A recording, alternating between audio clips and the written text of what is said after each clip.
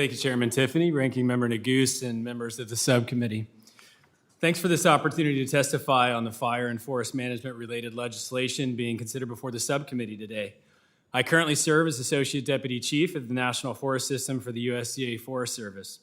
I started my career on the Tongass National Forest working in forest management, and prior to this assignment, I served as a forest supervisor on the Ouachita National Forest, one of the most productive and actively managed forests in the country. I've either directly or indirectly been involved with forest management for my entire 25-year career with the Forest Service. In my current position, I'm responsible for policy oversight and direction for natural resource and public service delivery programs across 193 million acres of national forests and grasslands in 44 states and territories that make up the National Forest System. This includes our forest management programs, which are among the focus areas of the bills you are considering today. Before we start the discussion on the bills on today's agenda, I want to call attention to the urgency to invest in our wildland firefighters. As you know, critical infrastructure, homes, community structures, and natural resources are at grave and growing risk of catastrophic wildfire. Across the country, more than 12,000 Forest Service wildland firefighters benefited from the temporary pay increase provided by the bipartisan infrastructure law. Investing in our federal firefighters means averting the pay cliff that thousands of federal wildland firefighters will soon face. The President's budget request builds on the temporary pay increase, and it addresses what we desperately need: a permanent fix to increase in federal wildland and tribal firefighters' pay, increased investments in their mental and physical health and well-being, improvements to their housing options, and an expanded number of permanent firefighters.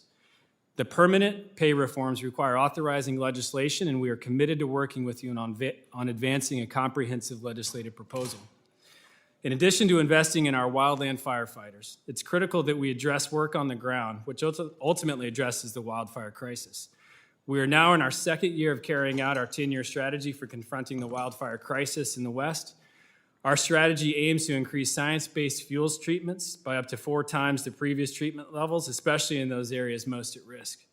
The Forest Service is very grateful to Congress for providing the resources to seed our initial work and put the wildfire crisis strategy in motion. While we appreciate every effort that Congress is making to advance the wildfire crisis strategy, we have significant concerns about additional procedural and process requirements. For this reason, we cannot support H.R. 3522, the FIRESHED Acts as written. We're also concerned that the FIRESHEDS Act could substitute a science-based approach to fire management with a specific state or governor's interest for a region, overriding existing land management objectives. USDA supports H.R. 1450, treating tribes and counties as Good Neighbors Act. Expanding the authority to retain receipts to tribes and counties would significantly increase county and tribal participation in the Good Neighbor Authority, and in turn help us increase the pace and scale of needed forest management activities.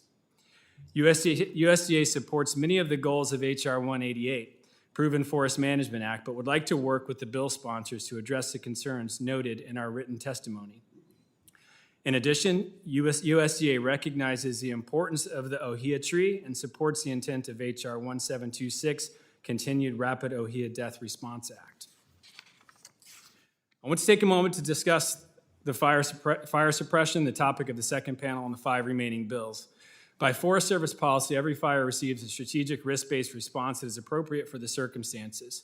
Each strategy uses the full spectrum of management actions to consider fire and fuel conditions, weather, values at risk, and resource availability. The agency has serious concerns that H.R. 934 would remove critical resource management and firefighting tools and tactics from the interagency responders who have to make life and death decisions. Therefore, we cannot support the bill as written. USDA appreciates the intent of Emergency Wildfire Fighting Technology Act, but does not support the incorporation of containerized systems into our suppressor response, given safety and operational concerns. USDA supports the intent of the Forest Service Flexible Housing Partnerships Act and the Fire Department Repayment Act and would like to work with the subcommittee and bill sponsors on them. USDA would also like to work with the subcommittee and bill sponsors on the Direct Hire to Fight Fires bill. In closing, I want to reiterate the agency's commitment to addressing the wildfire crisis. We greatly appreciate the significant resources Congress has provided to help us take the initial steps. We look forward to continuing to work with you. Thank you, and I welcome your questions. Thank you, Mr. Heithecker. Now I'd like to recognize Mr. Robert Dugan, the chairman of the Placer County Water Agency, for 5 minutes. Mr. Dugan.